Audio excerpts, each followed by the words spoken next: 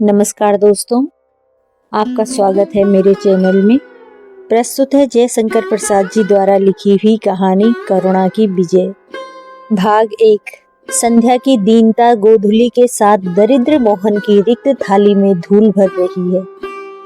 नगरोपकंठ में एक कुएं के समीप बैठा हुआ अपनी छोटी बहन को वह समझा रहा है।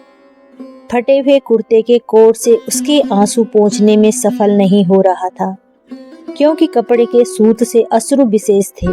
थोड़ा सा चना जो उसके पात्र में बेचने को बचा था, उसी को रामकली मांगती थी।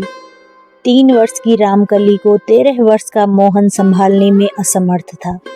2.5 पैसे का वह बेच चुका है। अभी 2-3 पैसे का चना जो जल और मिर्च में उबाला हुआ था और बचा है। मोहन चाहता था कि 4 पैसे उसके रोकड़ में और बचे रहें। 1.5-2 पैसे का कुछ लेकर अपना और रामकली का पेट भर लेगा। 4 पैसे से सवेरे चने उबाल कर फिर अपनी दुकान लगा लेगा। किंतु विधाता को यह नहीं स्वीकार था। जब से उसके माता पिता मरे, साल भर से वह इसी तरह अपना जीवन निर्वाह करता था। किसी संबंधी या सज्जन की दृष्टि उसकी ओर न पड़ी। मोहन अभिमानी था, वह धुन का भी पक्का था, किंतु आज वह विचलित हुआ। रामकली की कौन कहे, वह भी भूख की ज्वाला सहन न कर सका। अपने अदृष्ट के सामने हार मानकर रामकली को उसने खिलाया। बचा हुआ जो था उसने मोहन के पेट की गर्मी और बढ़ा दी। 2.5 पैसे का और भी कुछ लाकर अपनी भूख मिटाई। दोनों कुएं की जगत पर सो गए। भाग 2। दरिद्रता और करुणा से झगड़ा चल पड़ा।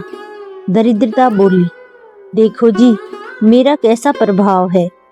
करुणा ने कहा, मेरा सर्वत्र राज्य है, तुम्हारा विद्रोह सफल न होगा। दरिद्रता ने कहा, गिरती हुई बालू की दीवार कहकर नहीं गिरती। तुम्हारा काल्पनिक क्षेत्र निहार की वर्षा से कब तक सींचा रहेगा। अभिमान अभी तक चुप बैठा रहा, किंतु उससे नहीं रहा गया। कहा, मैं भी किसी दल में घुसकर देखूंगा कि कौन जीतता है। दोनों ने पूछा कि तुम किसका साथ दोगे। अभिमान ने कहा, जिधर की जीत देखूंगा। करुणा ने विश्रांत बालकों को सुख देने का विचार किया। मलय हिल्लोल की थपकी देकर सुला देना चाहा। दरिद्रता ने दिन भर की जमी हुई गर्द कदम के पत्तों पर से खिसका दी। बालकों के सरल मुख ने धूल पड़ने से कुछ विकृत रूप धारण किया। दरिद्रता ने स्वप्न में भयानक रूप धारण करके उन्हें दर्शन दिया। मोहन का शरीर कांपने लगा। दूर से देखती हुई करुणा भी कांप उठी। अकस्मात मोहन उठा और झोंक से बोला, भीख न मांगूंगा, मरूंगा। एक क्रंदन और धमाका। रामकली को कुएं ने अपनी शीतल गोद में ले लिया।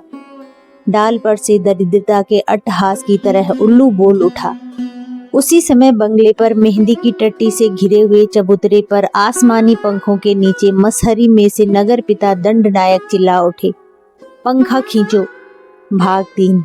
प्रसन्न वदन न्यायाधीश ने एक स्थिर दृष्टि से देखते हुए अपराधी मोहन से कहा, बालक, तुमने अपराध स्वीकार करते हुए कि रामकली अपनी बहन की हत्या तुम ही ने की है, मृत्युदंड चाहा है, किंतु न्याय अपराध का कारण ढूंढता है, सिर काटती है तलवार, किंतु वही सिर काटने के अपराध में नहीं तोड़ी जाती है।